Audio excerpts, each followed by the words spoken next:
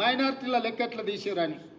మైనారిటీల లెక్క తీయక తప్పదు, ఎందుకంటే బీసీ ఈ గ్రూప్ కింద వాళ్ళకు కూడా 4% రిజర్వేషన్ ఉన్నది. ఇది చట్టపరంగా సుప్రీంకోర్టు ఇచ్చిన రిజర్వేషను. ఆనాటి యూపీఏ ప్రభుత్వం మన్మోహన్ సింగ్, సోనియా గాంధీ గారు, రాజశేఖర రెడ్డి గారు ఇచ్చిన రిజర్వేషన్. మరి ఈ 5 కేటగిరీలకు, A category, B category, C category, D category, E category, ఈ అన్ని కేటగిరీలను విడివిడిగా ఎంతమంది ఉన్నారని లెక్క తెలిస్తే బలహీన వర్గాల లెక్క 56.33% లెక్క తేలింది. మా దళిత సోదరులది 10.45% తేలింది. మా గిరిజన సోదరులది 10.08% తేలింది దాదాపుగా.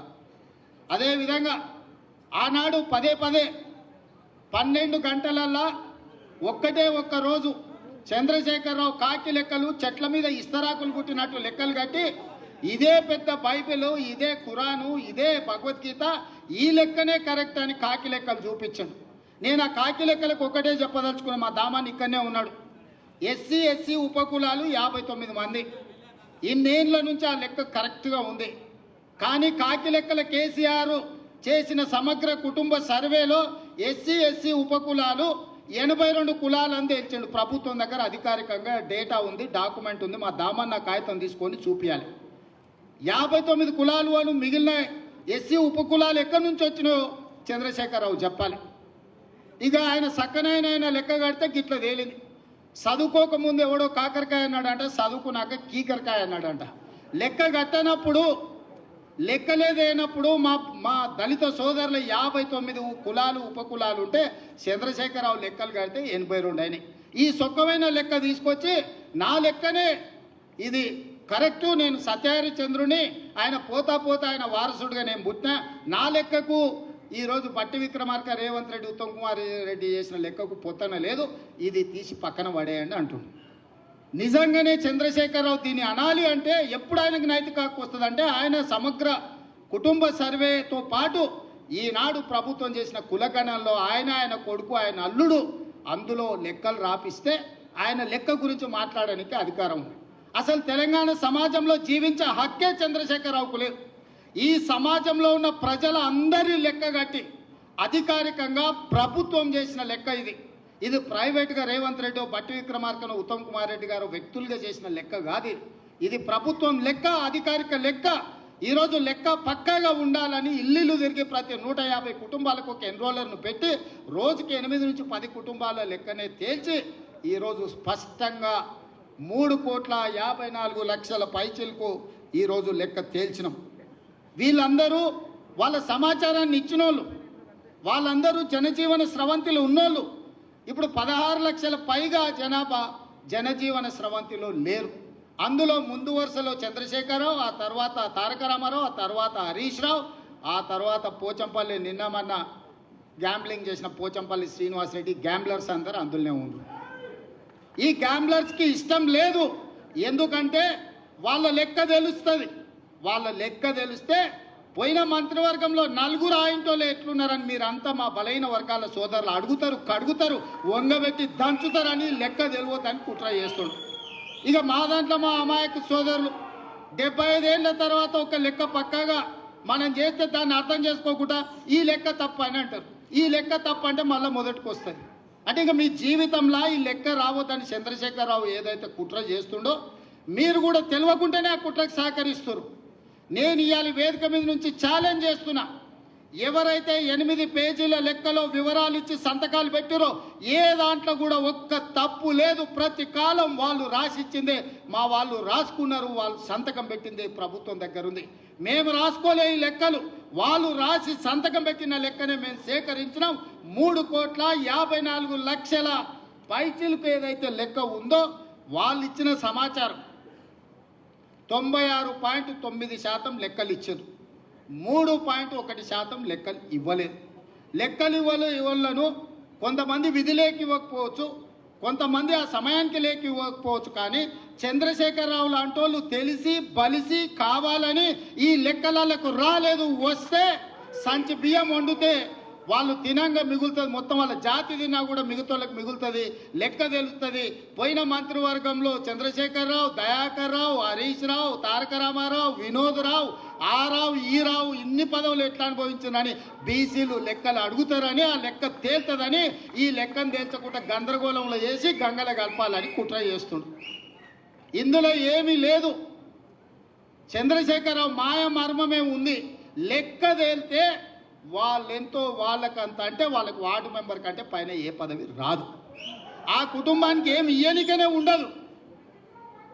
ఇవాళ రేవంత్ రెడ్డి నువ్వు కూడా రెడ్డి ఉండొచ్చు. అప్పుడప్పుడు ఒక ఆయన అంటుంటాడు, ఈయననే ఆఖరి, ఈయననే చివరి, ఈయననే మొదటని. నాకేం పర్వాలేదు, ఆఖరి అయినా పర్వాలేదు. నా నాయకుడు ఇచ్చిన మాటను నిలబెట్టాలని క్రమశిక్షణ కలిగిన కార్యకర్తగా నేను బాధ్యత తీసుకున్నా. ఇది నా నిబద్ధత. నేను ఈ లెక్క నా కోసం చేయలే, నా పదవి కోసం చేయలే. నా నాయకుడు ఇచ్చిన మాట నిలబెడితేనే నేను క్రమశిక్షణ కలిగిన కాంగ్రెస్ కార్యకర్తను అవుతా. నేను క్రమశిక్షణ కలిగిన ముఖ్యమంత్రిగా ఈరోజు బాధ్యత తీసుకున్నా. ముఖ్యమంత్రిగా ఈరోజు కులగణన చేసిన అంటే ఏ త్యాగానికైనా సిద్ధమయ్యే ఈరోజు ఈ లెక్కలు పక్కాగా తేల్చిన, ఈ లెక్కలలో తప్పు తేల్చాలంటే 5% లోపల మా వాళ్ళని ఎందుకు చూపిస్తా, 50% పైగా బీసీలను ఎందుకు చూపిస్తానా? మమ్మల్ని కూడా 15-20% లెక్కలు చూపిస్తుంటే దొంగ లెక్కలే రాయ మొదలు పెడితే ఇట్లెందుకు రాస్తాము? ప్రతి మనిషికి పక్కా సమాచారాన్ని సేకరించినము. నాయకుడు ఇచ్చిన మాటని నిలబెట్టడమే మా ధర్మం అనుకున్నాము. అందుకే పార్టీ విధానాలను, సిద్ధాంతాలను, నాయకుడి ఆదేశాలను పాటించిన కాబట్టే ఈరోజు ఇక్కడికి రాగలిగిన. ఇక్కడున్న మిత్రులకు నేను ఒకటే మాట చెప్తున్నా. మంత్రివర్గ ఉపసంఘానికి అధ్యక్షుడిగా ఉన్నది ఉత్తమ్ కుమార్ రెడ్డి గారు. వాళ్ళు దేశ్ముఖ్ల కుటుంబం, 1000 ఎకరాల భూములు ఉన్నోళ్ళు. ఈరోజు ఇందులో ఉన్న దామన్న 2వ తరం నాయకుడు. మేమందరం కూడా నాయకుడిచ్చిన మాటకు కట్టుబడి మొదటి సంవత్సరంలోనే ఇది చేసినాం. ఏ రాష్ట్రంలో అయినా ఎవరైనా చేసిందా మీరు ఆలోచన చేయండి సోదరులారా. ఇవాళ మా చిత్తశుద్ధిని, కాంగ్రెస్ పార్టీ నిర్ణయాన్ని తప్పుదోవ పట్టించి బలహీన వర్గాలకు శాశ్వతంగా అన్యాయం చేయాలని ఆలోచన చేస్తున్నారు. కొన్ని సంఘాలు వచ్చినాయి, కొంతమంది విజ్ఞప్తి చేసిండ్రు, అన్న దీంట్లో ఇంకా కొంచెం సరిదిద్దండి, దీంట్లో కొంత సమాచారాన్ని మనం నిజంగా చేయాలనుకున్నాం. కాబట్టి 2వ విడత కూడా జనజీవన స్రవంతిలో కలవని వాళ్ళకు కూడా జనజీవన స్రవంతిలో కలవడానికి 2వ విడత కూడా మళ్ళీ అవకాశం ఇచ్చినాము. ఇది మా ప్రభుత్వం యొక్క చిత్తశుద్ధి. మీడియా మిత్రులు, బలహీన వర్గాల సంఘాలు, మా సోదరులు అర్థం చేసుకోవాలి. ఈరోజు దీన్ని తప్పుపడితే శాశ్వతంగా మీరు నష్టపోతారు. మిమ్మల్ని నష్టపరచాలి అని ఒక పక్కన మోడీ, ఇంకొక పక్కన కేడీ ఇద్దరు ప్రయత్నం చేస్తున్నారు.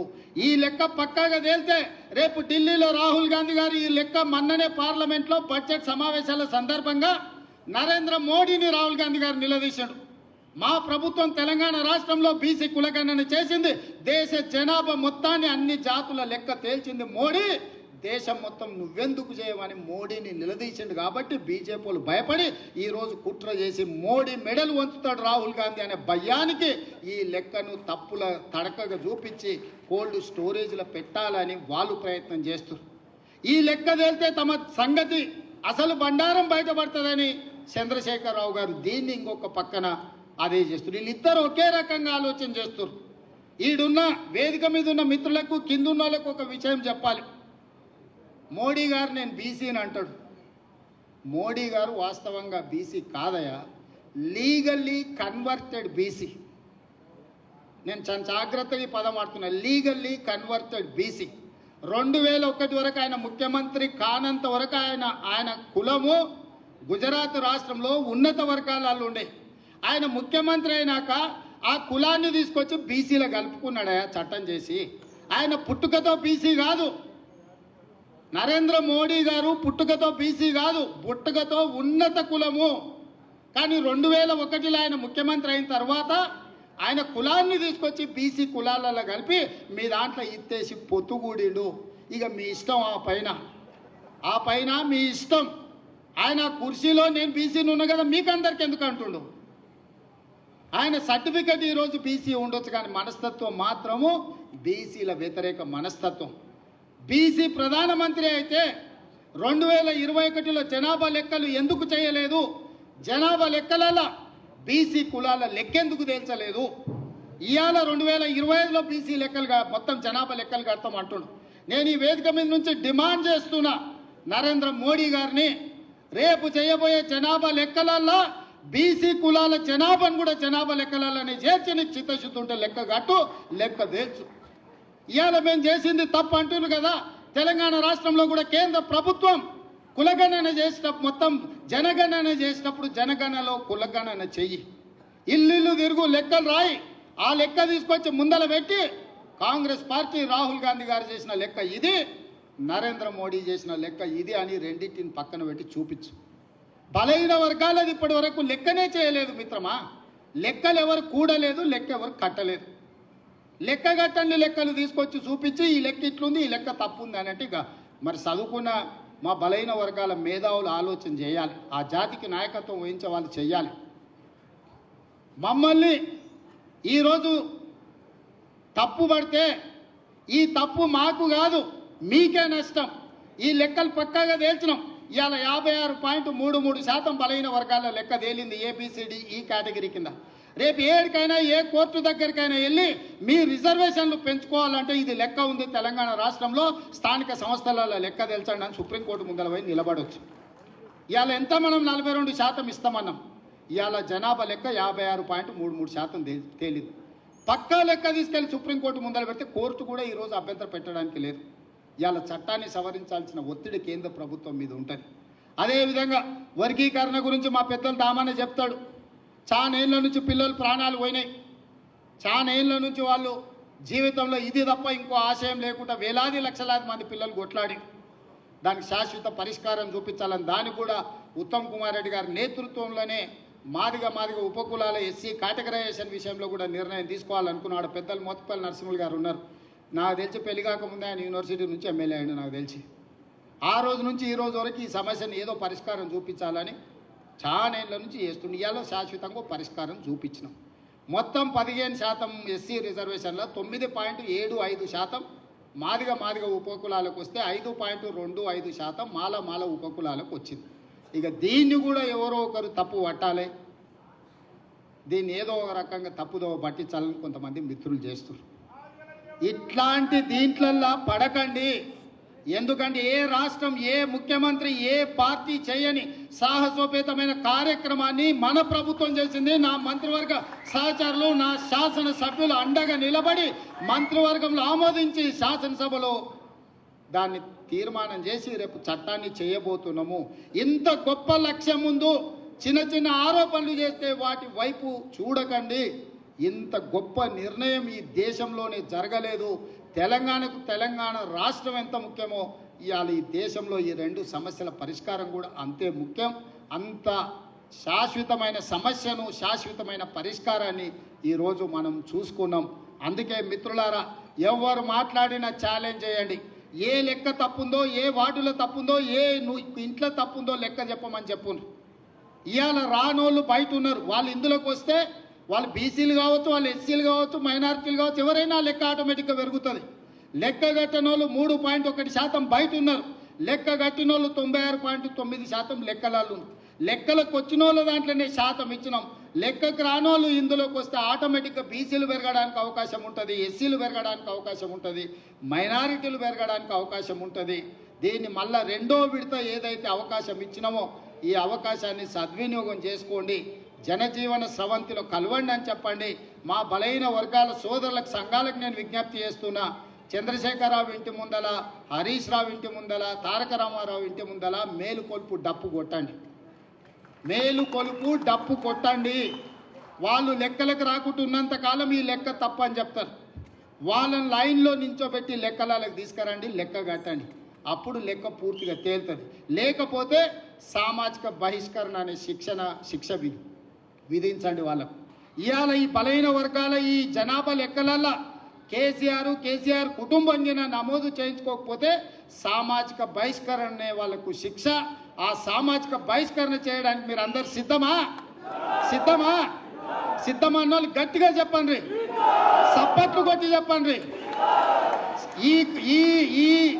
ఈ కులగణన సర్వేలో పాల్గొనకపోతే, వివరాలు అందించకపోతే తెలంగాణ సమాజం నుంచి చంద్రశేఖరరావును, తారక రామారావును, హరీష్ రావును సామాజిక బహిష్కరణ చేయాలని ఈ సమావేశంలో నేను తీర్మానం ప్రవేశపెడుతున్నా. మీరు పెద్ద ఎత్తున సప్పట్లు కొట్టి ఆమోదించండి. మీడియా మిత్రులకు, ముఖ్యంగా టీ న్యూస్ వాళ్ళకు, గుమస్తా తెలంగాణకి ఇదంతా రికార్డ్ చేసుకొని పోయి చంద్రశేఖరరావుకు చూపించాల్సిందిగా కోరుకుంటూ సెలవు తీసుకుంటున్నా.